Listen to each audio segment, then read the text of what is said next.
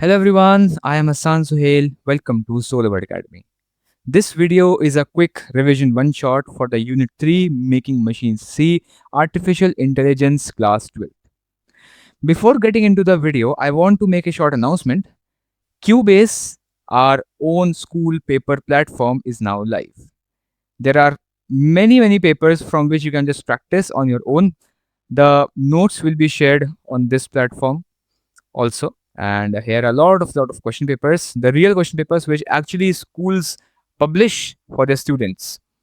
Go there, practice and get better in your grades.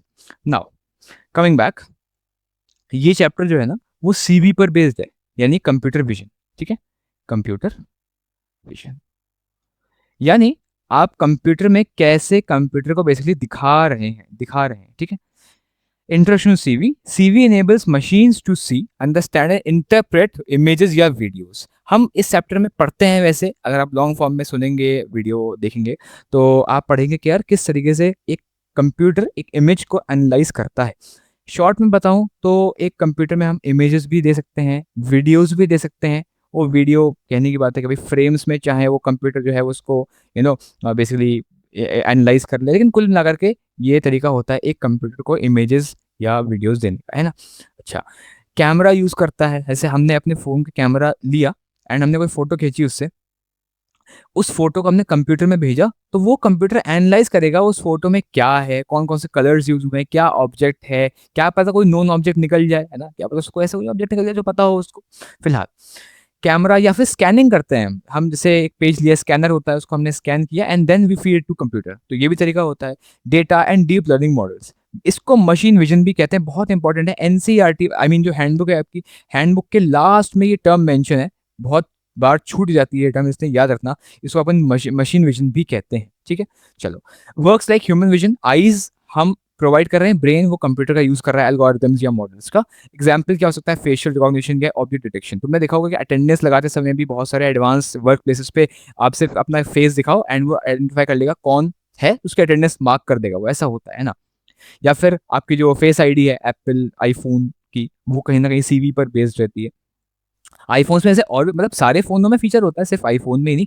But कुल मिलाकर के face ID use करना भी एक सीवी का एग्जांपल होता है. सीवी मतलब कंप्यूटर विजन. कम इसकी एक डेफिनेशन है जो बिल्कुल बुकिश लैंग्वेज है, अगर तुम चाहो तो याद कर सकते हो इसको. Computer vision is a field of AI that uses sensing devices and deep learning models to help systems understand and interpret the visual world. Simple सी बात है, ठीक है ना. अच्छा, अब आते हैं बेसिक्स ऑफ डिजिटल इमेजेस पर. कैसे एक इमेज बाइफरकेट की जाती है. एक डिजिटल इमेज यूज एक पिक्चर है जो कि स्टोर होती है नंबर्स के फॉर्मेट में. तुम एक बहुत बड़ी सी इमेज देख रहे हो, ये वीडियो ही है, तो वीडियो में क्या है, छोटे छोटे पिक्सल्स हैं. ये वीडियो भी हर फ्रेम, मतलब फ्रेम बाय फ्रेम ये सेग्रीगेट, आई गेस 25 या 50 फ्रेम्स पर सेकंड पे वीडियो चल रही है मेरी. बट कुल मिलाकर के 30 फ्रेम या 25 इमेजेस आ रही हैं सामने, तो तुम ये कर्सर हिलता हुआ देख पा रहे हो, है ना. तो हर एक इमेज पिक्सल्स से बनी हुई होती है. जितने ज़्यादा एक इमेज पिक्सल्स होंगे उतना ही ज़्यादा रेजोल्यूशन होगा. जैसे हम बोलते हैं 1080p 720p, तो ये 1080p ज़्यादा पिक्सल्स हैं उसमें एज कम्पेयर टू 720, और डिटेल ज़्यादा आती है. ब्लैक एंड वाइट इमेजेस में, जिसे हम मोनोक्रोम पिक्चर्स भी कहते हैं, उसमें जो पिक्सल्स की वैल्यू होती है वो 0 से 255 तक रेंज करती हैं. और 0 का मतलब होता है ब्लैक, यानी कि एब्सोल्यूट ब्लैक, और 255 मतलब होता है एब्सोल्यूट वाइट. इसके बीच में लाई करती हैं. बाकी जो कलर इमेजेस होती हैं वो RGB चैनल्स यूज करते हैं. For example red, green, blue. हर एक इमेज जो है, ये जो ब्लू कलर तुम देख रहे हो ना ऊपर, ये भी RGB से मिला हुआ है. अभी पूरा ब्लू तो नहीं है, ये जो लाइट ब्लू है वो कहीं ना कहीं व्हाइटिश थोड़ा मिक्स है, उसमें और भी कलर्स होंगे इसमें मिक्स. लेकिन कुल मिलाकर के 3 प्राइमरी कलर्स यूज होता है, जिसे हम चैनल्स बोलते हैं या फिर कलर्स RGB बोलते हैं. हर एक RGB चैनल जो होता है वो 0 से 255 तक रेंज करता है. तो अगर तुम सोचो सारों को तुम 0 कर दो, सारों को 1 कर दो, ऐसे कॉम्बिनेशन 16 मिलियन कलर्स बनाने की कैपेबिलिटी रखते हैं कॉम्बिनेशन, है ना. ये MCQ बेस्ड से सवाल है, कोई खास इंपॉर्टेंट नहीं है, बट हाँ क्यूरियोसिटी पैदा करता ही है. अच्छा, अब कंप्यूटर विजन का एक प्रोसेस है, यानी कि स्टेप बाय स्टेप प्रोसेस बताऊंगा मैं. क्या हो, सबसे पहले होता है इमेज एक्विजिशन. कैसे एक इमेज एक्वायर होती है, कैसे अपन इमेज को पाते हैं ताकि हम उसको एनालाइज कर पाए. कैप्चर कर लो इमेज को या वीडियो को विद कैमरा या स्कैनर या समथिंग. डिजाइन सॉफ्टवेयर भी हो सकता है, डिजिटल कोई डिजाइन बना रहे हो वो भी काम करेगा of course. Image quality depends on resolution, lighting and angle. ये नेचुरल इमेजेस में लाइटिंग और एंगल काम करता है। डिजिटल सॉफ्टवेयर में तो रेजोल्यूशन भी काफ़ी होता है। अच्छा, मेडिकल में इसका क्या यूज़ है? एमआरआई, जिसे हम मैग्नेटिक रेजोनेंस इमेजिंग भी कहते हैं, सीटी, इससे सीटी स्कैन जैसे बोलते हैं, कंप्यूटर टोमोग्राफी इसका नाम होता है, ठीक है ना? प्री प्रोसेसिंग क्या होता है? इमेज को रिफाइन या उसमें से हटाना चीज़ों को, ताकि हम मॉडल को एक साफ इनपुट कर पाएँ। तो नॉइज़, अच्छा इसमें टर्म्स आती हैं कि what do you mean by noise reduction या what do you mean by normalization of an image? तो तुम बोलोगे नॉइज़ रिडक्शन होता है प्रोसेस जहाँ पर ब्लर या रैंडम स्पॉट्स या डॉट्स या अलग-अलग कलर्स का काइंड ऑफ स्पॉट्स कहूँगा मैं, वो हटाने में काम आता है। उसको रिडक्शन कहते हैं, है ना? तो नॉइज़ रिडक्शन उसे कहते हैं। सिंपल सी बात है। बाकी नॉर्मलाइजेशन क्या होता है? जो पिक्सेल वैल्यूज़ होती हैं उसको हम फिट कर देते हैं 0 से 1 ताकि इधर-उधर ना भागे। -1 2 इससे क्या होता है? कलर्स में एक कंसिस्टेंसी आ जाती है। कंसिस्टेंसी आ जाती है। उसी काम आता है बस, है ना? बाकी रिसाइज़िंग और क्रॉपिंग का मतलब तुम्हें पता है, 1 बाय 1 के रेशियो में कर दो, मतलब यहाँ से जितना एक्स्ट्रा एरिया है उसको काट दो, या अगर यहाँ थोड़ा बहुत एक्स्ट्रा है वो काट दो, 1 बाय 1 के रेशियो में, यानी कि अगर ये 5 सेंटीमीटर तो ये भी 5 सेंटीमीटर। बाकी हिस्टोग्राम इक्वलाइज़ेशन मतलब जो इमेज है उसमें ब्राइटनेस इम्प्रूव कर सकता है, कॉन्ट्रास्ट इम्प्रूव कर सकता है, ऑल्दो कभी-कभार रिजल्ट्स बहुत ज़्यादा अलग होते हैं, बट कुल मिलाकर के ये काम सब होता है, ठीक है ना? चलो आगे बढ़ते हैं। फीचर एक्सट्रैक्शन, यानी कि एक मॉडल से तुम क्या-क्या काम करवा सकते हो? एक बहुत इंपॉर्टेंट काम है, दैट इज़ एक इमेज में से फीचर एक्सट्रैक्ट करवाना। एक्सट्रैक्टिंग रेलेवेंट विजुअल पैटर्न्स और attributes from the pre processed image. देखो इमेज तुमने मॉडल में डाली, अब मॉडल से तुम ये भी कह सकते हो कि तुम इसको एक काम करो, कुछ-कुछ चीज़ें मुझे निकाल कर के दो। दैट इज़, लेट्स सपोज़ तुम मुझसे कहो कि यार मुझे ना एज डिटेक्शन करो, मतलब आई मीन उस इमेज में एज डिटेक्शन करो। यानी कि उस इमेज में जो पिक्सेल्स में ना जो बाउंड्रीज़ हैं कि भई यहाँ से रेड कलर है, तो यहाँ से ब्लू कलर शुरू हो रहा है, तो इसके बीच में मुझे एज दे दो एक। वो एज दे देगा कलर के हिसाब से, पिक्सेल्स के हिसाब से। कॉर्नर डिटेक्शन, एजेस का मिलने का पॉइंट, ये फॉर एग्जांपल ये कॉर्नर है या ये कॉर्नर है, ऐसे मुड़ेगा तो। फिर टेक्सचर एनालिसिस, कहाँ पर तुम मॉडल से कहो यार कहाँ पर इस इमेज में टेक्सचर डिफरेंट हो रहा है, डिफरेंस आ रहा है, तो वो दिखा देगा कि यार ये जो पैटर्न है काफी स्मूथ चल रहा है और ये पैटर्न काफी ज्यादा रफ चल रहा है, तो ऐसे बता सकता है मॉडल, है ना? कलर फीचर, सिंपल सी बात है, ऑब्जेक्ट्स को तुम कलर में क्लासीफाई करते हो कि भाई यहाँ पे इस इमेज में बताओ कितने रेड कलर के डॉट्स या स्पॉट्स या ऑब्जेक्ट्स हैं, तो वो वैसा भी कर सकता है। कॉन्वोल्यूशनल न्यूरल नेटवर्क्स या फिर सीएनएन्स मेक एक्सट्रैक्टिंग फीचर्स ऑटोमेटिक। अगर तुम्हें यही सब चीज़ों को ऑटोमेटिक करना है तो तुम सीएनएन का यूज़ कर सकते हो। इसकी फुल फॉर्म यहाँ लिखी हुई है, बाकी डीप लर्निंग में काम आता है, इसको तुम ऑटोमेटिक कर सकते हो, यानी कि फीचर एक्सट्रैक्शन। ये प्रोसेस काफ़ी सिंपल हो जाएगा, ठीक है ना? अच्छा, इसकी पीडीएफ आगे बता दूँ तुम्हें, पीडीएफ डिस्क्रिप्शन में लिंक है, या फिर हम क्यूबेस पे चले जाओ, क्यूबेस पर तुम्हें ये न्यूएस्ट मिल जाएगा, तो ये सर्च कर लेना या फिर से कर लेना क्लास 12 एआई से शॉर्ट नोट्स, ठीक है? अच्छा, अब इसमें टॉपिक एक डिटेक्शन और सेगमेंटेशन आता है, यार बहुत इंपॉर्टेंट टॉपिक है ये, इसलिए मैं थोड़ा-सा इसको ना यानी थोड़ा इलैबोरेटेड रखा है as compared to other topics. शुरू करते हैं वैसे इसको। तो डिटेक्शन क्या होता है? तो शुरू करते हैं इसको। डिटेक्शन या सेगमेंटेशन क्या होता है? सेगमेंटेशन मतलब पता है तुम्हें कि भाई किसी एक पार्ट में किसी एक पूरे ऑब्जेक्ट में किसी एक पार्ट को अलग करना, ये सेगमेंटेशन कर दिया basis on the basis of some parameters. या डिटेक्ट करना मतलब अलग मत करो, बस तुम डिटेक्ट कर दो, हाँ भाई ये पार्ट है, इस तरीके से, है ना? तो डिजिटल सेगमेंटेशन सिंगल ऑब्जेक्ट का भी हो सकता है कि भाई सिर्फ एक ऑब्जेक्ट हटा रहे हो, या फिर तुम मल्टीपल ऑब्जेक्ट्स को हटा रहे हो, या फिर आइडेंटिफाई पहली बार कर रहे हो, है ना? सिंगल ऑब्जेक्ट टास्क में क्या-क्या आता है? पहला आता है क्लासिफिकेशन, यानी कि एक ऑब्जेक्ट किस क्लास का है, या फिर कोई ऑब्जेक्ट कहाँ है या उस इमेज में है या नहीं है, उसे हम क्लासिफिकेशन कहते हैं। उस ऑब्जेक्ट को, जैसे मैं तुम्हें एक इमेज दूँ, एक पार्क की, तो एक पार्क में मैं लेट्स सपोज़ एक कैट भी है, तो वो अगर उसको मॉडल को पता होगा कैट कैसे आइडेंटिफाई करता है, तो वो एक कैट को भी, ये कैट नहीं दिख रही है मतलब मुझे पता है, लेकिन फिलहाल, है ना? ये कैट नहीं दिख रही है, बट उसको पता है कि यार ये कैट का मैं आइडेंटिफिकेशन कर सकता हूँ, है ना? बहुत बनाता हूँ, ठीक है? कैट को मैं एक क्लासिफाई कर सकता हूँ एक कैटेगरी में, बिकॉज़ मॉडल को ट्रेन्ड है वो कैट को दिखाने के लिए, ठीक है? एंटायर इमेज को लेता है एक बार में और सिर्फ़ और सिर्फ़ पूरी उस इमेज में से सिर्फ़ एक ऑब्जेक्ट निकालेगा या एक क्लास आइडेंटिफ़ाई करेगा। उस ऑब्जेक्ट की लोकेशन नहीं बताएगा कि भाई ये इस एक्स एक्सिस और इस वाई एक्सिस पर है, बट वो सिर्फ़ बता देगा कि हाँ भाई इस इमेज में है या नहीं, ठीक है?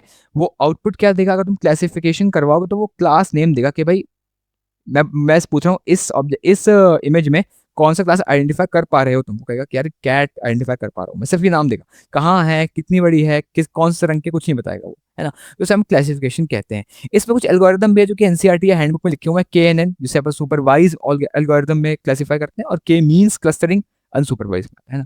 के नियरेस्ट नेबर्स ऐसे उसका होता है। एनीवेज, ये 11th में तुमने पढ़ा है के एन एन और के मीन्स। अच्छा, अब ये हो गया सिंगल ऑब्जेक्ट में क्लासिफिकेशन। सिंगल ऑब्जेक्ट क्लासिफिकेशन में ही एक टाइप है, that is classification plus localisation. Classify तो करेगा, बट इसमें क्या होगा, लोकेशन भी दे देगा उस ऑब्जेक्ट को, कहाँ वो लोकेटेड है। तो ये इमेज है, इसमें बोला कैट, लेट्स सपोज। अब मैं इसको लोकलाइजेशन भी करवा रहा हूँ, तो वो बताएगा कि भाई यहाँ है, ये एक बॉक्स बना देगा, ये एक बॉक्स या मास्क बना देगा, बॉक्स या मास्क बना देगा, ठीक है, अराउंड दैट ऑब्जेक्ट। ये बॉक्स है, हाँ बॉक्स।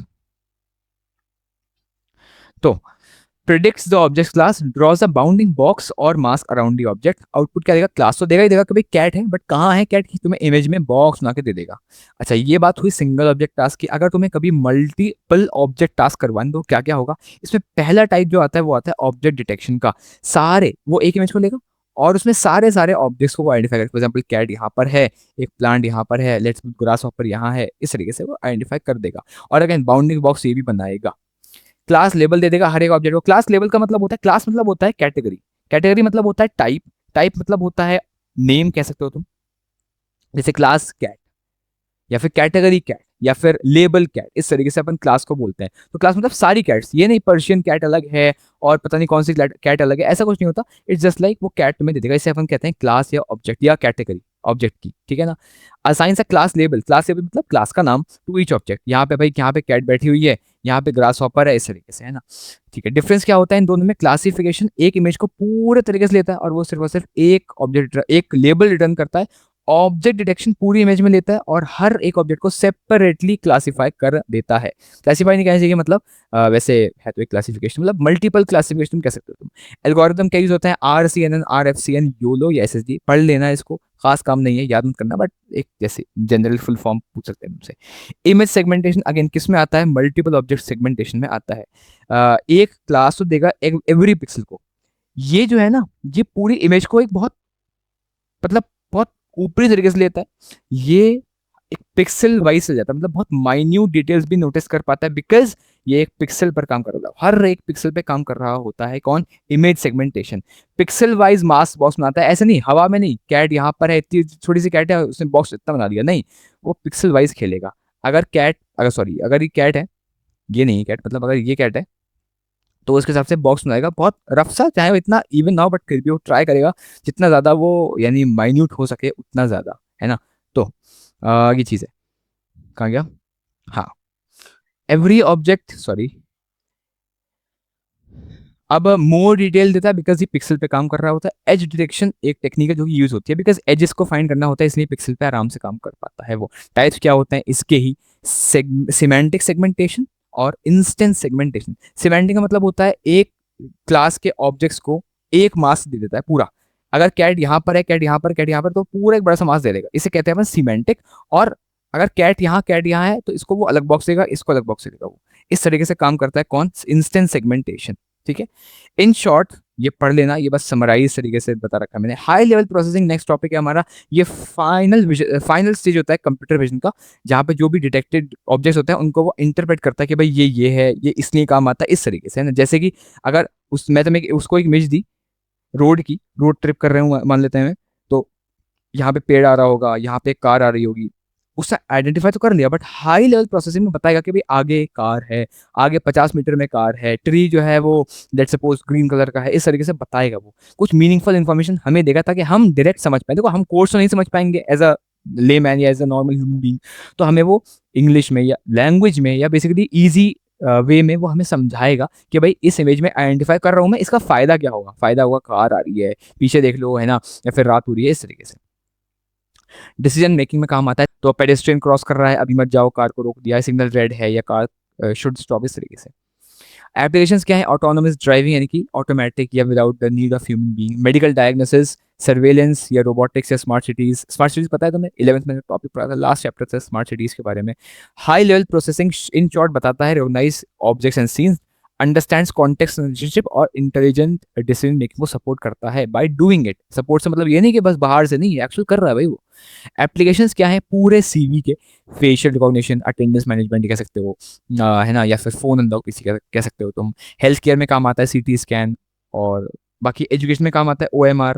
ऑल्दो वो इमेज को ले रहा है, उसका अलग तरीका है, बट कहीं ना कहीं ये डिफरेंसेस को या डिस्टिंग्विश कर पा रहा है, क्लासीफाई कर पा रहा है dark dots and light dots में, भाई इसमें और इसमें क्या डिफरेंस है भाई, तो वो इस ऑप्शन को मार्क करेगा, है ना। तो ये कहीं ना कहीं है सीवी का एक एग्जाम्पल। OMR शीट एजुकेशन में यूज होता है ना। OMR की फॉर्म होती है ऑप्टिकल मार्क रिकॉग्निशन, है ना। बाकी ऐसे तुमने एक वर्ड पढ़ा होगा OCR, है ना। OCR मतलब होता है ऑप्टिकल कैरेक्टर रिकॉग्निशन। तो इस तरीके से होता है कि भाई कोई तुमने हाथ से लिखी हुई चीज को वो कैरेक्टर ही मतलब रिकॉग्नाइज कर पा रहा है कंप्यूटर, तो है एग्जाम्पल, है ना। OCR लिखे आगे text extraction, machine inspection, 3D model, surveillance, बहुत चीजें हैं। चैलेंजेस क्या आते हैं सीवी में कि भाई इंटरप्रेट गलत किया तो डिसीजन भी गलत बनेगा, लाइटिंग का अगर इशू हुआ तो इमेज खराब, एंगल का खराब, ऑक्यूलेशन खराब, तो ये सारी चीजें एक पूरे डेटा को नहीं पूरे आउटपुट को अफेक्ट कर रही होती हैं। बाकी प्राइवेसी और सिक्योरिटी कंसर्न भी है, डुप्लीकेट और फॉल्स कंटेंट भी बनाया जा सकता है सीवी से, है ना।